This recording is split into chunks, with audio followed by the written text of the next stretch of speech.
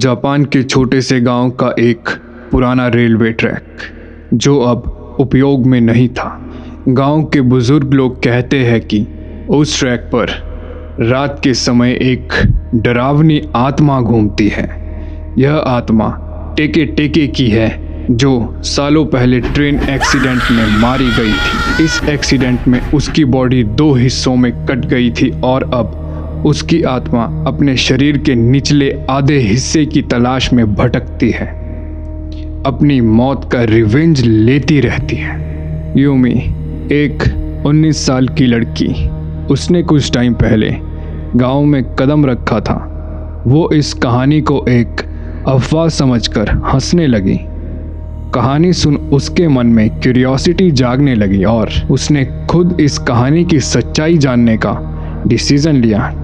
उसके दोस्तों areca, Haruto, Naoki और हिबिकी ने भी उसके साथ रेलवे ट्रैक में जाने का फैसला लिया। वो सभी एक रात ओवर कॉन्फिडेंट होकर पुराने रेलवे ट्रैक पर पहुंच जाते हैं। सभी दोस्त एक साथ थे, लेकिन डर का माहौल साफ दिख रहा था। जैसे ही रात होने लगी, यूमी ने अपनी टॉर्च जलाकर ट्रैक पर चलना शुरू किया।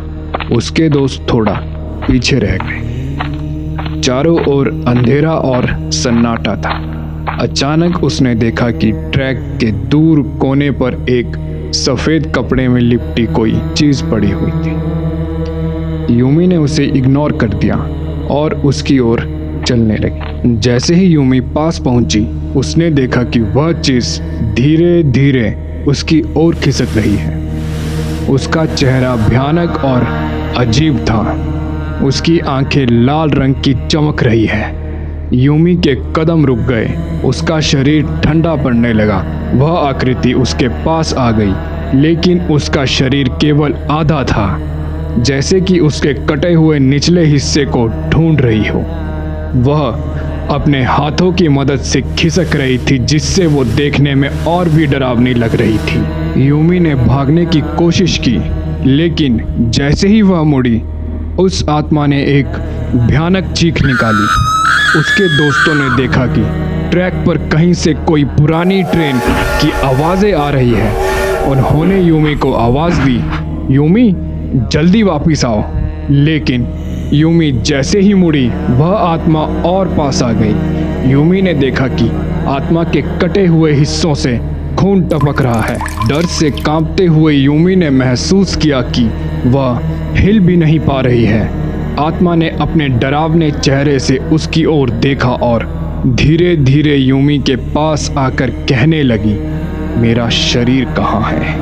यूमी की चीख निकल गई, लेकिन उसके दोस्तों ने उसे खींचकर गांव की ओर भागने की कोशिश की। लेकिन जैसे ही वे ट्रैक से हटे, एरिका के पैर में कुछ अजीब सा लगा और वह गिर गई। उसके गिरने के साथ ही उस आत्मा ने अपना डरावना चेहरा एरिका के पास किया और उसकी आंखों में गुस्सा और दर्द भर गया। एरिका ने चीखते हुए देखा कि आत्मा ने उसे अपनी ओर खींच लिया और उसकी आंखें सफ़ेद हो गई। यूमी और बाकी दोस्त एरिका को छोड़कर भागने लगे, लेकिन उन्होंने महसूस किया कि ट्रैक के चारों ओर के पेड़ और झाड़ियां अचानक से उनके रास्ते में आ गए। वे जितना भागने की कोशिश करते, उतना ही गहरे जंगल में फंसते गए। हारुतो, जो सबसे आगे था, अचानक एक गहरे गड्ढे में गिर गया। उसकी चीख जंगल में गूंज पड़ी। यूमी ने उसकी मदद करने की कोशिश की, लेकिन उसने झुककर देखा तो हारुतो का चेहरा खून से लथपथ था और उसकी जान जा चुकी थी। अब केवल यूमी, नाओकी और हिबिकी बचे थे। उन्होंने गांव की ओर भागने की लास्ट कोशिश की, लेकिन जैसे ही वे ट्रैक के पास पहुंचे, आत्मा फिर से उनके सामने आ गई थी। उसके कटे हुए हिस्सों से खून टपक रहा था और उसका चेहरा क्रीपी और भयानक था। उसने हिबिकी की ओर देखा और धीरे से कहा, मेरा शरीर कहाँ है। हिबिकी ने भागने की कोशिश की, लेकिन आत्मा ने उसे पकड़ लिया और उसकी आवाज़ गूंजते हुए जंगल में खो गई।